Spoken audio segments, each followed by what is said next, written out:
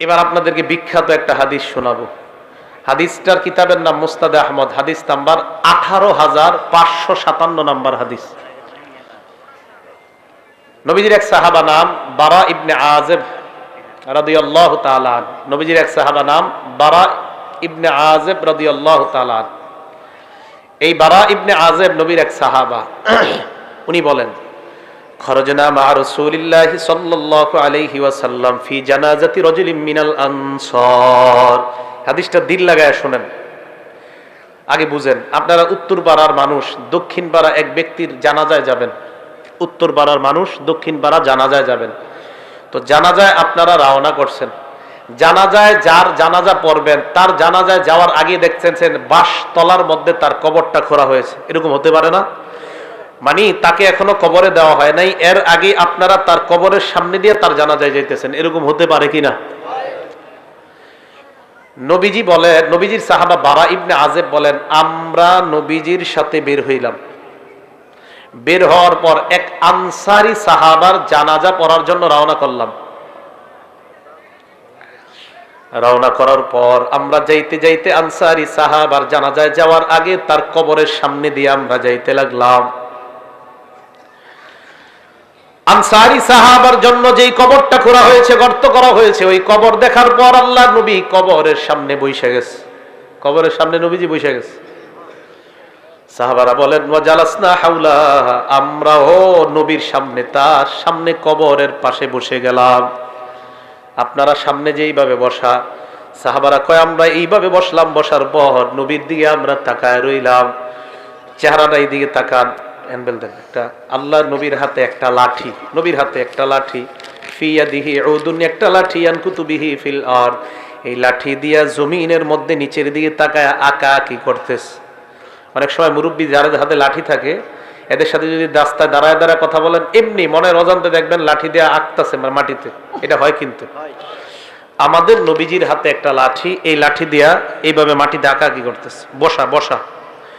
সাহাবারা বলেন আমরা এমন ধীরস্থির ভাবে বসা, কান্না আলা রুউসিনা আত-তায়র, আমাদের মাথার উপরে যদি পাখিও বসে আমরা টের পাবো না, এমন সুন্দর ভাবে বসে রইছি। চুপচাপ বসা। কিন্তু আমরা টেনশনে আছি, কিরে নবীজি একটু উপরে তাকায় না, খালি এমনি রইছে কা, উপরে তাকায় না, এইভাবে উপরে তাকায় না। সাহাবা বলেন ফারফা রাসাহু, হঠাৎ আল্লাহর নবী উপরে মাথা উঠাইলেন। আমরা নবীর দিকে এক দৃষ্টিতে এইভাবে তাকায় রইলাম। মাথা উঠানোর পর কবরের দিকে আল্লাহর নবী তাকাইলেন। তাকায় বললেন, এ সাহাবাদের দল, ইস্তাইযু বিল্লাহি মিন আযাবিল কবরি মাররাতাইনি আও সালাসা। সাহাবাদের দিকে তাকায় বললেন, তোমরা এই কবর থেকে, আল্লাহর কাছে কবরের আযাব থেকে পানাহ চাও। এই কথাটা নবী 2 বার অথবা 3 বার বললেন। সাহাবাদেরকে আল্লাহর নবী কেন বললেন? কারণ কবর এমন একটা ভয়ঙ্কর জায়গা। কবর আমাকে, আপনাকে, আমাদের সকলকে প্রত্যেকদিন ডাক দিয়ে বলে, আনা বাইতুল গুরবা, আমি কিন্তু অপরিচিত ঘর, আমার কাছে আসার আগে চিন্তা ভাবনা করে আসবা। আনা বাইতুল ওয়াহদা, আমি একা থাকার ঘর, আমার কাছে আসার আগে চিন্তা ভাবনা করে আসবা। আনা বাইতুদ দুদ, আমি পোকামাকড়ের ঘর, আমার কাছে আসার আগে চিন্তা ভাবনা করে আসবা। আনা বাইতুত তুরাব, আমি মাটির ঘর, আমার কাছে আসার আগে চিন্তা ভাবনা করে আসবা। মুসলমান মাটির উপর যখন একটা দৌড় দেন, সাবধানে দৌড় দিবেন। এক বর্ণনায় পাওয়া যায়, জমিনের উপর যারা জোরে জোরে চলে, হতে পারে এর কারণে কবর তার সাথে ভয়ঙ্কর আচরণ করবে। কবর বলবে, আমার পিঠের উপর বড় ধম্ব বরে তুমি চলেছিলা, আজকে আমি কবরের আচরণ তুমি লক্ষ্য করতে পারবা। এক বর্ণনায় কবর এমন চাপ দিবে, চাপ দেওয়ার পর আপনার 2 পাশের সিনার হাড্ডিগুলা একটা আরেকটার মধ্যে ঢুকে যাবে। নবী বলেন, কবর থেকে তোমরা পানাহ চাও, কবরের আযাব থেকে পানাহ চাও। কথাটা নবী 2 বার অথবা 3 বার বললেন। এবার আল্লাহর নবী কয়, জানোনি কেন? ফাইন্নাল আবদাল মুমিনা ইযা কানা ফি ইনকিতাইম মিনাদ দুনিয়া ওয়া ইকবালিম মিনাল আখিরাহ। মুমিন যখন দুনিয়া থেকে বিদায় নেওয়ার সময় হয় আর আখিরাতের দিকে যখন মুমিন রওনা করা শুরু করে দেয়, নাজালাত ইলাইহি মালাইকাতুম মিনাস সামা বিদুল ওয়ুজুহ, সুন্দর চেহারাওয়ালা আল্লাহর হাজার হাজার ফেরেশতারা ওই ঈমানদারের আত্মাকে স্বাগত জানানোর জন্য উপস্থিত হয়ে যায়। ঈমানদার বিদায় নিবে, সুন্দর চেহারা বিশিষ্ট হাজার হাজার ফেরেশতারা ঈমানদারের সামনে আসে। আসার পর দেখেন, আপনারা দেখবেন যদি কোনো মুমিন মারা যায়, মারা যাওয়ার সময় কিন্তু আমরা একটু অনেক সময় বুঝতে পারি যে এই লোকটা মারা যাইতে পারে আজকে। মুমূর্ষ মানে মুমূর্ষ রোগী যারা বলি, হাদিসে আসছে ইয়াজলিসু মিনহু মাদ্দা বাসরিহি, ঈমানদার এইভাবে চোখ দিয়া তাকাইলে তার দৃষ্টি যেই পরিমাণ যায়, ফেরেশতারা দুইটা কাতার হয়ে ঈমানদারের দৃষ্টির শেষ সীমানা পর্যন্ত তার আত্মাকে স্বাগত জানানোর জন্য তারা বসে অপেক্ষা করতে থাকে। কথাটা কি বুঝে আসছে আপনাদের? তো সবাই অপেক্ষায় আছে, সবাই তো অপেক্ষায় আছে। হাত্তা ইয়াজিআ ইলাইহি মালাকুল মাউত, মরণের ফেরেশতা তার কাছে এসে যায়। জোরে বলেন কোন ফেরেশতা? মালাকুল মাউতের নাম কি? কয় জিবরাইল। মালাকুল মাউতের নাম কি? আজরাইল। যদি আমার কাছে আসে, আপনার কাছে আসে, এক সময় যদি বাংলাদেশের 10 জন মারা যায়, আমেরিকার 10 জন, পাকিস্তানের 10 জন, ভারতের 10 জন যদি একই সময় মারা যায়, আজরাইল কোন দেশে আছে? হ্যাঁ, সব জায়গায়। হ্যাঁ, সব জায়গায়। এটা বিপদের প্রশ্ন কিন্তু। হ্যাঁ, সবাই মন দিয়ে শোনেন। আমগো দেশে 10 জন, পাকিস্তান 10 জন, ভারত 10 জন, ইন্দোনেশিয়া 10 জন, অস্ট্রেলিয়া 10 জন একই সময় মারা গেছে। আজরাইল কোন জায়গায় আছে? এক জায়গাতে। কেমনে? কোরআনে আইছে মালাকুল মাউত তার কাছে আসে। কে বলছে তার আন্ডারে আছে? আপনি আপনি বলছেন? সাহস করে কর না। আচ্ছা, আপনি বলছেন?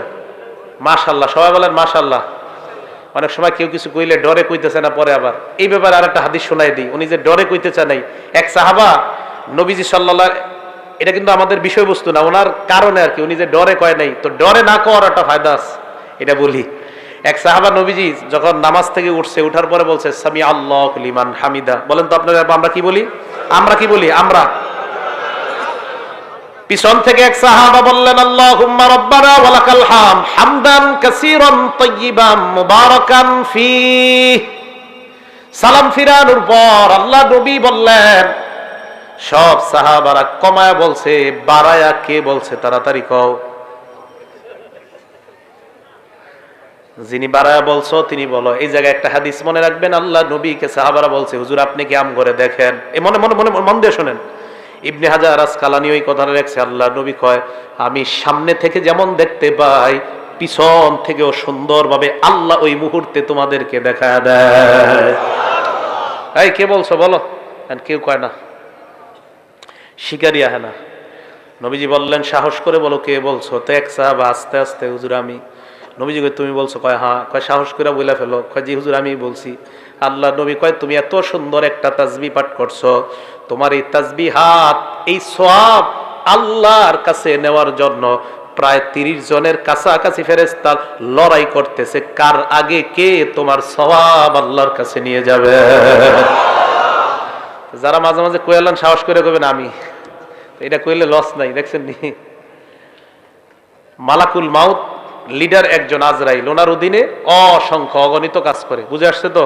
একজন কইয়া লাইছে আপনাদেরকে রক্ষা করছে, উনি আপনাদের মান সম্মান রাখছে। তো মালাকুল মাউত একজন আজরাইল, উনি লিডার, ওনার অধীনে কোটি কোটি ফেরেশতা কাজ করে। সুবহানাল্লাহ। মালাকুল মাউত তার সামনে আসার পর ওই যে ইমানদার মারা যাবে, তার একদম মাথার কাছে বসে। মাথার কাছে বসার পর ইমানদারকে ডাক দেয়, ইয়াতুহান নাফসুল হামিদা, হে প্রশংসনীয় আত্মা। সুবহানাল্লাহ। উখরুজি, তুমি বের হও, ইলা রব্বিন রাদিন আনকি গায়রি গদবান, তুমি এমন রবের দিকে বের হও যে রব তোমার উপর সন্তুষ্ট, তিনি তোমার উপর অসন্তুষ্ট না। তাড়াতাড়ি তুমি বের হও। হাদিসে আসছে ইলা রব্বিন রাদিন আনকি গায়রি গদবান ওয়া মাগফিরাতিম মিনাল্লাহ। ওই নফসটাকে মালাকুল মাউত বের করতে করতে কয় সুসংবাদ নিয়ে নাও, আল্লাহ তোমার জিন্দেগীর সব গুনাহগুলো মাফ করে দিয়েছেন। আসো আসো। ইমানদারের আত্মাটা যখন বের করার পর মালাকুল মাউত আত্মাটা তার হাতের মধ্যে চোখের পলক পরিমাণও রাখতে পারে না। মালাকুল মাউত চায় আত্মাটা, ইমানদারের আত্মাটা আমি কারো কাছে দিব না, কিন্তু ইমানদারের সামনে হাজার হাজার ফেরেশতারা কয় আত্মা আমাদের কাছে দিয়ে দেন। আহারে ইমানদারের আত্মা নিয়ে কারাকারি লেগে যায়, কে ইমানদারের আত্মাটা নিবে এই নিয়ে কারাকারি লেগে যায়। বালিশে আজকে মাথাটা লাগায় চিন্তা করেন, আমার আপনার আত্মা এইভাবে হয় কি হয় না, চিন্তার বিষয়। ইমানদারের আত্মা সামনের ফেরেশতারা কয় আমাদের কাছে দিয়ে দেন। হাদিসের মধ্যে আসছে ফেরেশতাদের কাছে দুইটা জিনিস আছে। এক নাম্বার মাহুম কাফরুম মিন আকফানিল জান্নাহ, জান্নাতের কাফনের কাফর বিছায়া কয় ও মালাকুল মাউত ইমানদারের আত্মাটা এই জান্নাতের কাফনের কাপড়ের মধ্যে দিয়ে দেন। জান্নাতের কাফনের কাপড়, মুসনাদে আহমদ হাদিস নাম্বার 18,557 নম্বর হাদিস, আবু দাউদ হাদিসটা সংক্ষেপে আসছে। এই হাদিসের মান সহিহ, সহিহুল জামেও আসছে, নাসিরউদ্দিন আলবানী যে কিতাব লেখছে ওখানেও আসছে। তাদের আহলে হাদিস ভাইরাও এই হাদিস নিতে পারেন, টেনশনের কিছু নেই। তো রাসূল করিম সাল্লাল্লাহু আলাইহি ওয়াসাল্লাম বলেন মালাকুল মাউত যারা সামনে যে ফেরেশতারা হাজার হাজার, তারা জান্নাতের কাফনের কাপড়টা বিছায় কয় আত্মাটা এই জায়গায় দাও। দেখেন কি কয়, আত্মা ওই কাফনের মধ্যে দেওয়ার পর হানুতুম মিন হানুতিল জান্নাহ, জান্নাতের সুগন্ধি লাগায় দেয়। সুবহানাল্লাহ, সুগন্ধি লাগায় ইমানদারের আত্মাটা এইভাবে পেঁচায়। পেঁচানোর পর আত্মা নিয়ে যখন ফেরেশতারা ফায়াসআদুনা বিহা ইলাস সামা, আল্লাহর আসমানের দিকে তারা রওনা হয়ে যায়। আসমান, প্রথম আসমানের কাছে যাওয়ার আগে অন্যান্য হাজার হাজার ফেরেশতারা যাদের সামনে দিয়ে নিয়ে যায়, হাদিসের মধ্যে আসছে যার সামনে দিয়ে যায় ওই ব্যক্তিরা, ওই ফেরেশতারাই কয়টা কার আত্মা কোথায় নিয়ে যাও। আত্মা বহনকারী ফেরেশতারা কয় ফুলান ইবনু ফুলান, এটা উমকের আত্মা উমক জায়গায় নিয়ে যায়। ভালুকার উমকের আত্মা, উমকের সন্তান উমকের আত্মা। এই ফেরেশতারা কয় তোমরা কিভাবে বুঝতে পারলা? কয় আমরা এমন সুন্দর একটা ঘ্রাণ পাইলাম, এত সুন্দর ঘ্রাণ এই দুনিয়ার অন্য কোথাও আমরা পাই না। ইমানদারের আত্মা থেকে এত সুন্দর ঘ্রাণ বের হয়। আত্মা কোথায় নিয়ে যাও? কয় আসমানে নিয়ে যাই। প্রথম আসমানের কাছে যাওয়ার পর আসমানের দরজা খুলে দেওয়া হয়। প্রথম আসমানের ফেরেশতারা, হাদিসের মধ্যে আল্লাহ নবী বলেন যত ফেরেশতাদের সামনে দিয়ে আত্মাটা যায়, প্রত্যেক ফেরেশতা স্বাগত জানাইতে জানাইতে আত্মা উপরের দিকে পাঠায় দেয়। 2 নাম্বার আসমান, 3 নাম্বার আসমান, এইভাবে 7 আসমানের উপর আত্মা যখন চলে যায়, আল্লাহ পাক রব্বুল আলামিন বলে ফেরেশতাদের দল এবার থাম, আর আত্মা উপরে উঠানোর কোনো প্রয়োজন নাই। আল্লাহ তখন বলে উকতুবু কিতাব আব্দি ফি ইল্লিয়িন, আমার বান্দার আমলনামা ইল্লিয়িনের মধ্যে তোমরা লিপিবদ্ধ করে দাও। ইল্লিয়িন একটা সুন্দর জগতের নাম। আমার বান্দার আমলনামা এই জগতের মধ্যে তোমরা লিপিবদ্ধ করে আমার বান্দাকে জান্নাতি ঘোষণা দিয়ে দাও। ইল্লিয়িনের মধ্যে আমলনামা দেওয়ার পর ভালো করে শুনবেন, ইমানদারের আত্মা 7 আসমানের উপর, আমরা দেহটাকে বাসতলায় নিয়ে দাফন করতেছি, ঠিক না? আমরা জানাজা দিলাম, জানাজা দেওয়ার পর যখন আত্মাটা আমরা নিয়ে যাই, দেহটা এক বর্ণনায় আসছে ইমানদারের দেহ কবরে নেওয়া পর্যন্ত হাজার হাজার ফেরেশতারা কবর পর্যন্ত তাকে স্বাগত জানাইতে জানাইতে কবরের কাছে নিয়ে যায়।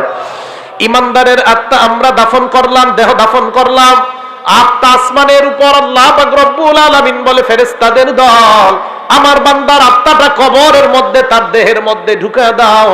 ইমানদারের দেহের মধ্যে আত্মা ঢুকিয়ে দেওয়ার পর ফায়াতিয়ানিহি মালাকান, 2 জন ফেরেশতা ইমানদারের কাছে উপস্থিত হয়ে যায়। উপস্থিত হওয়ার পর ফায়ুজিলিসানিহি, তারে বসায়। বসানোর পর ফায়াস আলানিহি, তাকে প্রশ্ন করে। 1 নাম্বার মার রব্বুকা, তোমার রবকে জবাব দাও। ওই বান্দা জবাব দেয় রব্বি আল্লাহ, চিল্লায় বলেন আমাদের রব কে? এই কথার উপর অটল থাকতে হবে, কিন্তু এই কথার উপর কি থাকতে হবে? অটল কেন থাকতে হবে? সূরা হামিম আস-সাজদা 24 নাম্বার পারা 19 নাম্বার পৃষ্ঠা, সূরা হামিম আস-সাজদা আয়াত নাম্বার 30। এই সূরাটাকে সূরা ফুসসিলাত বলা হয়। আল্লাহ বলেন ইন্নাল্লাযীনা ক্বালু রাব্বুনাল্লাহ, নিশ্চয়ই যারা বলে আমাদের রব আল্লাহ, নিশ্চয়ই যারা বলে আমাদের রব আল্লাহ, সুম্মাস্তাকামু, এই কথার উপর অটল থাকে। জোরে বলেন কি থাকে? আওয়াজ দিয়ে বলেন আমাদের রব কে? রুহের জগতে আল্লাহ আমাকে আপনাকে আমাদেরকে প্রশ্ন করছে, আলাস্তু বিরাব্বিকুম, আমি কি তোমাদের রব না? কাফের বেঈমান নবী ওলি সবার আত্মা জবাব দিয়ে বলছে আল্লাহ আপনি আমাদের রব। বেঈমানরাও বলছে আপনি আমাদের রব, ইমানদাররাও বলছে আপনি আমাদের রব, নবী ওলি ওলামায়ে কেরাম সাধারণরাও বলছে আপনি আমাদের রব। এবার আসেন, আল্লাহ বলছে আমি কি তোমাদের রব না? এই কথার অর্থ হলো 6টা। জোরে বলেন কয়টা? 1 নাম্বার, আমি কি তোমার ব্যক্তি জীবনের রব না? 2 নাম্বার, আমি কি তোমার পারিবারিক জীবনের রব না? 3 নাম্বার, আমি কি তোমার সামাজিক জীবনের রব না? 4 নাম্বার, আমি কি তোমার অর্থনৈতিক জীবনের রব না? 5 নাম্বার, আমি কি তোমার রাষ্ট্রীয় জীবনের রব না? 6 নাম্বার, আমি কি তোমার আন্তর্জাতিক জীবনের রব না? 1 নাম্বার, আমি তোমার ব্যক্তি জীবনের রব কিনা? আমি বলছি আল্লাহ আপনি আমার ব্যক্তি জীবনের রব। তাহলে ব্যক্তি জীবনে তুমি নামাজ কায়েম যদি করো, হক ভাবে চলো, তাহলে ব্যক্তি জীবনে আমাকে তুমি রক্ষা করলা। তুমি তোমার পারিবারিক জীবনে আমাকে রব মানেছো কিনা? হ্যাঁ মাবুদ, আপনাকে আমি পারিবারিক জীবনে রব মানলাম। তোমার বিবি বেপরদায় চলে কেন? মাবুদ, আমি আমার বিবিকে বেপরদায় চালাই না, বিবি উল্টা পাল্টা নিজের থেকেই চলে, তাহলে সমস্যা নাই। আর যদি বলেন বিবি আমার আশকারায় পর্দা করে না, আল্লাহ বলবেন তাহলে তুমি পারিবারিক জীবনে আমাকে রব মানো নাই। আপনি আপনার বিবিকে নামাজি বানাইতে পারেন না, আপনার ছেলেকে নামাজ পড়তে বলেন না, মেয়েকে নামাজ পড়তে বলেন না, তার মানে পারিবারিক জীবনে আল্লাহর রব মানেন নাই। 3 নাম্বার, সামাজিক জীবনে রব। সমাজের কয়টা মানুষের দাওয়াত দিছেন? নামাজের দাওয়াত দিছেন কয়টা? সৌদি আরবের হুজুরে আর খুঁজা ফতুয়া পায় না, তাবলিগ ওয়ালা করে বিরুদ্ধে ফতুয়া দিছে। তাস খেলা, জুয়া খেলা, মদ বার হয়। সৌদি আরবে হালাল জুয়াখানা খুলছে। কি জুয়াখানা? নাম দিছে হালাল জুয়াখানা। তাস খেলা হয়, মদ হয়, জুয়া হয়। আর আমাদের দেশে রিয়ালখোর হুজুররা কয় খুব ভালো কাজ করেছে, অথচ তাস খেলা, জুয়া খেলা, গানের বিরুদ্ধে কথা কয় না। বুঝতে হবে এই রিয়ালখোর হুজুর যারা, এগুলারে সময়ে সময়ে চেনা যায় এরা আসলে হুজুর না, এরা ইসলামের লেবাসদারি মুনাফিক মার্কা শয়তান। সৌদি আরব আর কিছু খুঁজা পায় না, ফতুয়া দিয়ে দিল তাবলিগওয়ালারা ঠিক না। মায়েরা মানুষের পায়ে দৈরা দৈরা মসজিদে আনে, এরা ঠিক না। কি ঠিক? তাস খেলা ঠিক, জুয়া খেলা ঠিক। সৌদি আরবের এই সমস্ত ফতুয়া গণার টাইম নেই আমাদের, এদের গণার টাইমই নেই। আপনারা চিন্তা করেন না, আমাদের দেশে ওলামায়ে কেরাম এমন আছে যারা ওই দেশে আলেমদেরকে গণাই ধরে না, বসতে বলেন এদেরকে গণাই পাত্তাই দেয় না, এইগুলা গণার মধ্যেই নেই। এরা ফতুয়া দেয়, কয় তাবলিগওয়ালারা ঠিক না, বেহক, এই হক। বইয়া টাস খেলবার ফতুয়া দিবা, তুমি ওই টাস খেলুন না ফতুয়া মার্কা আমাদের ওলামায়ে কেরাম। আর আমাদের দেশের মুসলমান কেন, সারা পৃথিবীর মুসলমানরা ওই টাস খেলা মার্কা হুজুরদের ফতুয়া গ্রহণ করবে না, ফতুয়া আর খুঁজে পায় না। তাবলিগওয়ালারা খারাপ। তো 3 নাম্বার, সামাজিক জীবনের রব। মানুষের দৈরা দৈরা নামাজে আনে, এইটা ভাল লাগে না। 4 নাম্বার, অর্থনৈতিক জীবনের রব কে বলেন? তাহলে সুদ খান কেন? অর্থনৈতিক জীবন যদি রব হয় আল্লাহ, তাহলে সুদের কারবার কেন করো? 5 নাম্বার, রাষ্ট্রীয় জীবনে রব কে বলেন? তাহলে রাষ্ট্রীয়ভাবে ইসলামের কোন মিছিল ডাক দিলে যাওয়ার জন্য সবাই রাজি আছেন কিনা? আন্তর্জাতিক জীবনে রব কে বলেন? আন্তর্জাতিক ভাবে যদি আল্লাহ বা নবী অথবা ইসলামকে অপমান করা হয়, বাংলাদেশের মুসলমানরা মুসলমান হিসাবে আমরা প্রতিবাদ সর্বস্তরে জানাইতে রাজি আছি না? এটাই হবে 6 জীবনে রব মানা। মনে থাকবে তো? তো আল্লাহরে বলছি আল্লাহ আপনি আমাদের রব। এবার আসেন সূরা হামিম আস-সাজদা 30 নম্বর আয়াতে, নিশ্চয়ই যারা বলে আমাদের রব কে, কয় জীবনে? এই তো মাশাআল্লাহ, বলেন নিশ্চয়ই যারা বলে আমাদের রব কে, কয় জীবনে? কবরের মধ্যে প্রশ্ন করবে তোমার রব কে, ওই ব্যক্তি জবাব দিবে আমার রব হলেন আল্লাহ। 2 নাম্বার, ওমা দীনুকা, তোমার ধর্ম কি? জবাব দিবে দীনিয়াল ইসলাম, আমার ধর্ম হলো ইসলাম। 3 নাম্বার প্রশ্ন করবে ওয়ামান হাদার রাজুলুল্লাযী বুইসা ফীকুম, এই মানুষটাকে চেনো যাকে তোমাদের মাঝে প্রেরণ করা হয়েছে? জবাব দিবে হাজা নাবিয়ুনা মুহাম্মাদুন সাল্লাল্লাহু আলাইহি ওয়াসাল্লাম, উনি আমাদের নবী মুহাম্মদ সাল্লাল্লাহু আলাইহি ওয়াসাল্লাম। এই প্রশ্নের 3টা জবাব দেওয়ার পর ফেরেশতারা বলবে কিভাবে তুমি এই প্রশ্নের জবাব জানতে পারলা? ওই ব্যক্তি জবাব দিবে করাতু কিতাবাল্লাহ, দুনিয়ার মধ্যে আল্লাহর কালাম পড়েছিলাম, না পড়লে পারলেও উলামায়ে কেরামের কাছে গিয়েছিলাম, মাহফিলে তাফসীরে গিয়েছিলাম, উলামাদের সোহবতে থাইকা প্রশ্ন তিনটার উত্তর আমরা জেনে নিয়েছি আল্লাহ। ও ফেরেশতারা, এইভাবে দুনিয়ার মধ্য থেকে প্রশ্ন তিনটা যাই না কবরের মধ্যে আসলাম। ফেরেশতাদের সাথে ওই বান্দার কথোপকথনের পর্যায়ে আল্লাহ ডাক দিয়ে বলবে, এ ফেরেশতারা থাম। সুবহানাল্লাহ, থাম থাম। আন সাদাকা আব্দি, আর প্রশ্ন করার দরকার নাই।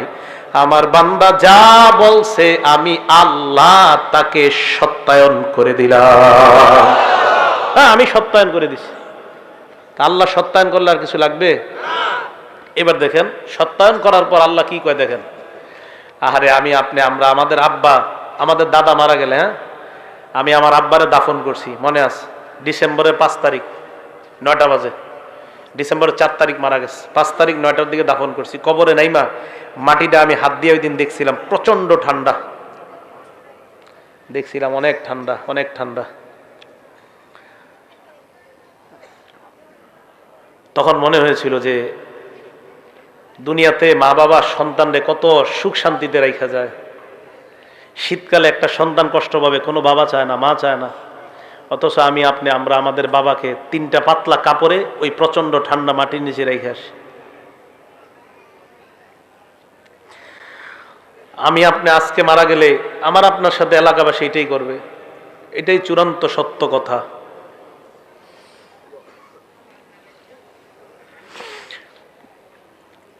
মারা যাওয়াটাই চূড়ান্ত সত্য কথা। মারা থেকে কেউ বাঁচতে পারবে না। আল্লাহ ডাক দিয়ে বলবে, আফরিসুহু মিনাল জান্নাহ, আমার বান্দারে পাতলা পোশাকে দুনিয়ার মানুষ কবর দিছে, তারে জান্নাতের পোশাক পরায়া দাও।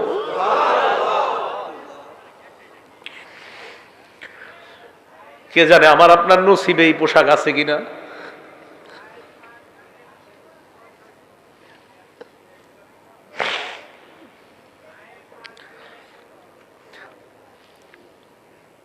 এই কথা বলার পর আল্লাহ বলবেন, আফরিসুহু মিনাল জান্নাহ ওয়া আলবিসুহু মিনাল জান্নাহ।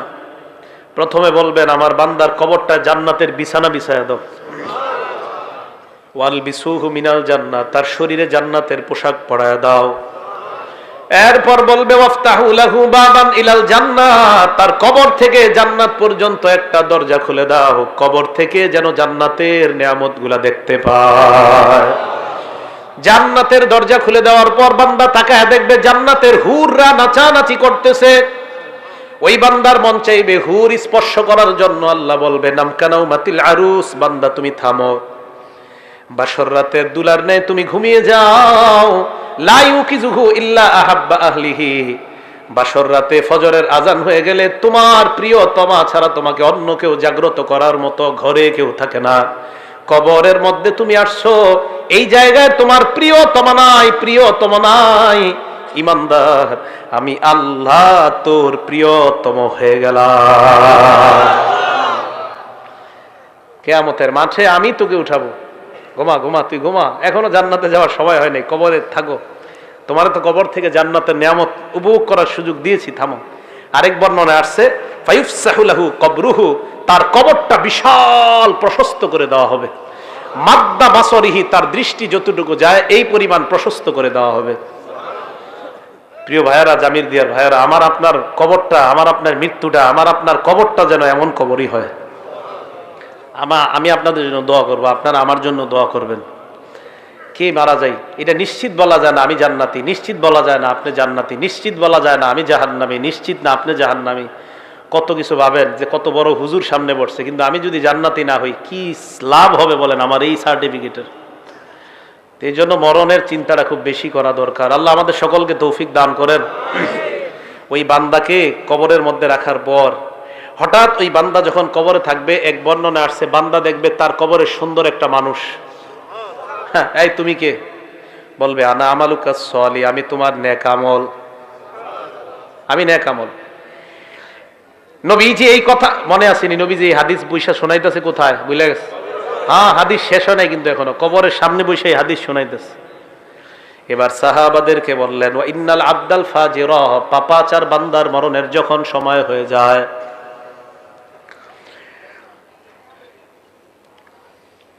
ইজা কানা ফি ইনকিতাইম মিনাদ দুনিয়া ওয়া ইকবালিম মিনাল আখিরা, পাপাচার বান্দা যখন দুনিয়া থেকে বিদায় নেওয়ার সময় হয়, নাযালাত ইলাইহি মালাইকাতুম মিনাস সামা সুদুল ওয়ুজুহ, ফেরেশতাদের চেহারাগুলো হবে বড় ভয়ঙ্কর, কালাকৃতি বিশিষ্ট হাজার হাজার ফেরেশতারা তার সামনে আসবে। ইমানদারের মতো তার চোখের দৃষ্টি যতটুকু যায়, ওই ফেরেশতারাও সালার একটা বস্তা নিয়ে, সালার চট নিয়ে তার সামনে আসবে। হাদিসে আসছে মাহুমুল মাসুহ, এইগুলা নিয়ে তার সামনে উপস্থিত হওয়ার পর ওই বান্দার সামনে ইয়াজিয়া ইলাইহি মালাকুল মাউত হাত্তা ইয়াজিআ ইলাইহি মালাকুল মাউত, মরণের ফেরেশতা আসবে। আসার পর তার মাথার কাছে বসবে, বসার পর বলবে আইয়াতুহান নাফসুল খাবিসা, হে খারাপ আত্মা উখরুজি, তুই বের হ। ইমানদারের কথাটা ভুল হয়ে গেছে একটা জায়গায়, একটু ভুল মানে ভুলে একটু জায়গা বলি নাই। ইমানদারের আত্মাটা যখন বের হবে, আমি আপনাদেরকে দৃশ্যটা দেখাই। ইমানদারের আত্মা বের হবে কিভাবে দেখেন, হাদিসে নবীজি দেখাই দিচ্ছে। এই যে এইভাবে তাকান, এদিকে তাকান সবাই, দেখেন পানি পড়তেছে না, এই শেষে ফোঁটাগুলো পড়তেছে না শেষে। নবীজি বলেন তাসিলু কামা তাসিলুল কাতরাতু মিন ফিস সিকা, একটা পাত্রের শেষের দিকের ফোঁটাগুলা যেমন আস্তে আস্তে সুন্দর মতো পড়ে, ইমানদারের আত্মাটা এইভাবে সুন্দর মতো তার থেকে বের করে নেওয়া হয়। হাদিসের এবার আল্লাহ নবী বলেন, পাপাচার বান্দার সামনে যখন ফেরেশতা আসবে, আসার পর তাকে বলবে হে খারাপ আত্মা, তুই বের হ। খারাপ আত্মাটা যখন বের হবে, বর্ণনার মধ্যে আসছে লোহা ভিজা রুইয়ের মধ্যে যদি আপনি লোহা ঢুকান, ওই ভিজা রুইগুলা থেকে লোহাটা বের করা অনেক কষ্টকর, ভিজা রুই থেকে লোহাটা বের করা কষ্টকর। অথবা তাকান, আমার আপনার পশমের গোড়ায় গোড়ায় যদি কাঁটা দিয়ে আঘাত করা হয়, যেমন কষ্ট হয় লোহা, ওই রুই থেকে তুলা থেকে বের করা যেমন কষ্ট হয়, আরে পাপাচারের আত্মাটা এইভাবে কষ্ট দিতে দিতে তার থেকে বের করা হয়। আল্লাহ আমাদেরকে আপনি সুন্দর মৃত্যু দিয়েন, আল্লাহ আমাদেরকে আপনি সুন্দর মৃত্যু দিয়েন। জুমার দিন নামাজরত অবস্থায় সিজদার মধ্যে আল্লাহ ইমানি হালাতে কপালটা ঘরমুক্ত অবস্থায় যেন আমরা দুনিয়া থেকে বিদায় নিতে পারি, আল্লাহ তৌফিক দান করেন। পাপাচার বান্দার আত্মাটা মালাকুল মাউতের হাতে আসার পর, ওই মালাকুল মাউত আত্মাটা নিয়ে রাখার পর সামনের ফেরেশতারা কয় এটা তাড়াতাড়ি সালার বস্তায় ঢুকাও, গন্ধে টিকতেছি না।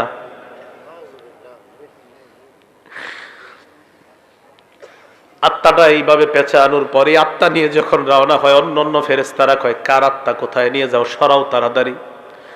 আত্মা বহনকারী ফেরেশতারা বলবে কেন, কয় গন্ধে টিকতেছি না, এইটা এইখান থেকে সরাও, এত গন্ধ কেন, সরাও।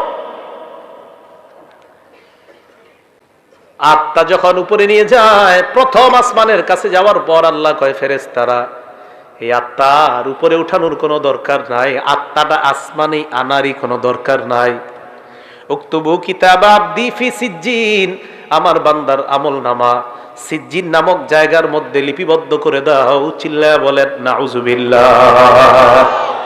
আমল নামা ওই জায়গায় লিপিবদ্ধ করে দেওয়ার পর আমরা পাপাচার বান্দার দেহটা কবরের মধ্যে রাখলাম। কবরে রাখার পর আল্লাহ বলেন তার আত্মা কবরে তার দেহের মধ্যে ঢুকিয়ে দাও। কবরে তার দেহের মধ্যে আত্মা ঢুকিয়ে দেওয়ার পর ফায়াতিয়ানিহি মালাকান, দুইজন ভয়ঙ্কর ফেরেশতা আসবে, মাথার চুলগুলা পায়ের মধ্যে পড়বে,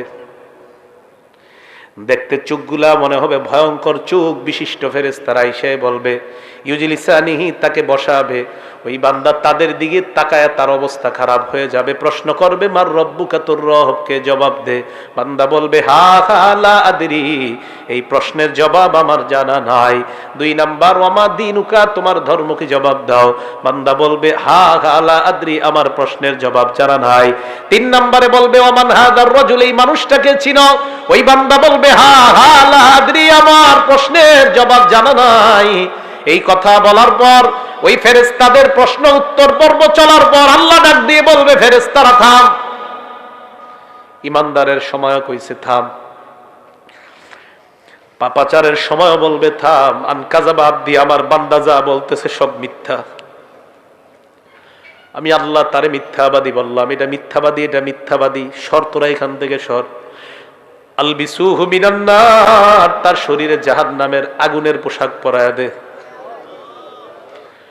ওয়াফরিশুহু মিনান নার, তার জব কবরের মধ্যে জাহান্নামের বিছানা বিছায়া দাও। কোরআনে আল্লাহ বলেন লাহুম মিন জাহান্নামা মিহাদ ওয়া মিন ফাওকিহিম গাওয়াশ। নিচে তাকায়া দেখবে নিচের বিছানাটা আগুনের বিছানা, উপরে তাকায়া দেখবে কবরের ডান্ডা। এই ডান্ডা নিয়ে লোকটাকে একটা জোরে আঘাত করবে। হাদিসে আসছে ইয়াসিহু সাইহা, এমন জোরে একটা চিৎকার মারবে, ইয়াসমাউহা কুল্লু শাইইন ইল্লা সাকালাইন, দুনিয়ার জিন ইনসান ছাড়া সবাই তার চিৎকারের আওয়াজ শুনতে পায়। গরু শুনতে পায়, ছাগল শুনতে পায়, দুনিয়ার মানুষ আর জিন ছাড়া সবাই তার চিৎকারের আওয়াজ শুনতে পায়। এই জন্য মুসলমান সাবধান, পাপাচার হয়ে মৃত্যুবরণ করলে কবরের অবস্থাটা হবে বড় ভয়ঙ্কর। আল্লাহ বলবে ওয়াফতাহু লাহু বাবান ইলান নার, তার কবর থেকে জাহান্নামের একটা দরজা খুলে দাও। হাদিসে আসছে ফায়াতিহা মিন সাবুবিহা ওয়া হারুরিহা, কবরের প্রচন্ড গরম, জাহান্নামের গরমগুলা তার কবর একটু পর পর বারবার আসতে থাকবে। এই ভয়ঙ্কর আগুনের উত্তাপে চারদিকে যখন তাকায় দেখবে নিচে আগুন, উপরে আগুন, চারদিকে আগুন আর আগুন। এই ভয়ঙ্কর আগুনের অবস্থা দেখার পর ওই বান্দার ব্যাপারে আল্লাহ পাক রব্বুল আলামিন বলবেন পাপাচার হওয়ার কারণে তার এই শাস্তি হবে কিয়ামত পর্যন্ত। এই জন্য মুসলমান, পাপাচার অবস্থায় আমার আপনার মৃত্যু যদি হয় তাহলে আমার আপনার অবস্থাটা হবে ভয়ঙ্কর। আল্লাহ আমাকে আপনাকে সবাইকে উত্তম মুমিন হিসাবে যেন আমরা মরতে পারি আল্লাহ তৌফিক দান করেন, বলেন আমিন। মৃত্যুর যন্ত্রণা এই ভোগ করা আর মরণের সময় আমার আপনার অবস্থা যদি হয় ভয়ঙ্কর, একটু চিন্তা করবেন। আজকে বালিশে মাথা লাগায়, আল্লাহ না করুক, আল্লাহ না করুক, আল্লাহ না করুক, আমার আপনার কবরে জাহান্নামের থেকে যদি দরজা দিয়া, জানালা দিয়া জাহান্নামের তাপ আর আগুন ঢুকতে থাকে, নিচে আগুন, উপরে আগুন, চারদিকে আগুন, আজকে ল্যাপটা মাথায় দিয়ে অন্ধকার চোখে তাকায় কল্পনা করবেন যে কবরে তো আমি একা থাকতে হবে। এরকম ভয়ঙ্কর অবস্থা তৈরি হয়ে যাবে। তো প্রিয় মুসলমান ভাইয়ারা, এই জন্য আমার আপনার মরণটা যেন উত্তম মরণ হয়, আল্লাহর কাছে খুব বেশি বেশি দোয়া করা। আল্লাহ আমাদের সকলকে উত্তম মৃত্যু নসিব করেন।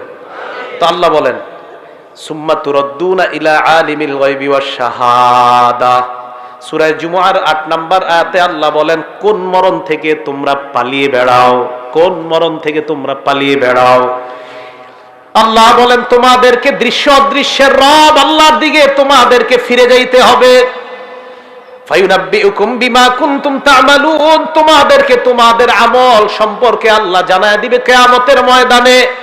হাফেজ সাহেবরা 15 নম্বর পারার 2 নম্বর পৃষ্ঠাটা খুলবেন, খোলার পর আল্লাহ আপনার আমলনামাটা দিয়ে বলবে ইকরা কিতাবাক, হে বান্দা নে তুই তোর আমলনামা পড় পড় পড়। কাফা বিনাফসিকাল ইয়াউমা আলাইকা হাসিবা, আজকে হিসাবের জন্য তুই যথেষ্ট, তুই তোর আমলনামা পড়। ওই বান্দা আমলনামা খুলবে, খোলার পর 15 নম্বর পারার 18 পৃষ্ঠায় দেখবেন 2 নম্বর লাইন থেকেই শুরু। ফাতারাল মুজরিমিন মুশফিকিনা ফিহি, অপরাধীরা এই দেখেন এইভাবে তাকাবে আমলনামার দিকে, বিশাল বড় বড় চক্ষু করে তাকাবে, তাকায় বলবে মালি হাযাল কিতাব, এটা আবার কেমন আমলনামা, লা ইউগাদিরু সগীরাতান ওয়ালা কাবীরাতান ইল্লা আহসাহা, এটা দিয়ে ছোট ছাড়ে নাই, বড় ছাড়ে নাই, আমি যত অপরাধ করলাম সমস্ত অপরাধ দেখি এই জায়গার মধ্যে লেখা। এই জন্য মনে রাখবেন আমার আপনার প্রত্যেক দিন আমার আপনার আমলনামা লেখার জন্য ফেরেশতা কাঁধের মধ্যে আছে। সূরা ইনফিতর 10, 11, 12 নম্বর আয়াতে আল্লাহ বলেন ইন্না আলাইকুম লাহাফিজিন, তোমাদের সাথে সংরক্ষণকারী ফেরেশতা আছে, কিরামান কাতিবিন, লেখক ফেরেশতারা, ইয়ালামুনা মা তাফআলুন, তোমরা যা করো তারা তা জানে। এবার আপনারা একটা আয়াত সারা জীবন উলামায়ে কেরাম সহ সবাই মনে রাখবেন, সূরা আলাকের 14 নম্বর আয়াতে আল্লাহ বলেন বান্দা হাত দিয়ে যখন গুনাহ করো, পা দিয়ে যখন গুনাহ করো, চোখ দিয়ে যখন গুনাহ করো, কান দিয়ে যখন গুনাহ করো, সূরা আলাকের 14 নম্বর আয়াতটা মনে রাখবা। আল্লাহ কয় আলাম ইয়ালাম বিআন্নাল্লাহা ইয়ারা, এই বান্দা এই তুই কি করস, তুই জানোস না আমি তোরে দেখি, বলতেছ আল্লাহ বলতেছে এই তুই জানোস না আমি তোরে দেখি, এই যে হাত দিয়ে গুনাহ করতেছে, এই আলাম আলাম, এই সে কি জানে না? আল্লাহ কয় আরে তার কি হলো, সে কি জানে না? বিআন্নাল্লাহা ইয়ারা, আমি আল্লাহ তাকে দেখছি, সে কি জানে না? সে হাত দিয়ে কিভাবে গুনাহ করে, সে জানে না আমি তাকে দেখছি?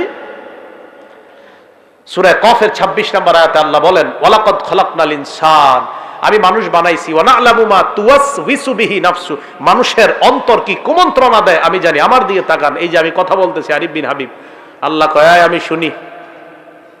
এবার আমি মুখ বন্ধ রাখলাম, জিহ্বা দিয়ে বলতেছি, আল্লাহ কয় এটাও শুনি। মুখ বন্ধ, জিহ্বা বন্ধ, মনে মনে মনে মনে শুধু কল্পনা করছি, আল্লাহ কয় বান্দা এটাও শুনি। তুমি কি বলবা সব শুনি আমি, এজন্য আমার দিকে তাকান। আল্লাহ কয় ইয়ালামু খাইনাতাল আয়ুনি ওয়া মা তুখফিস সুদূর, এই তুমি চোখের কোনা দিয়া কি কি গুনাহ করো, ডাইরেক্ট করো না, চোখের আর চোখে তুমি কোনো গুনাহ করতেছো, ইয়ালামু এ বান্দা আমি কিন্তু তোর চোখের এই কোনার খেয়ানত সম্পর্কে আমি জানি।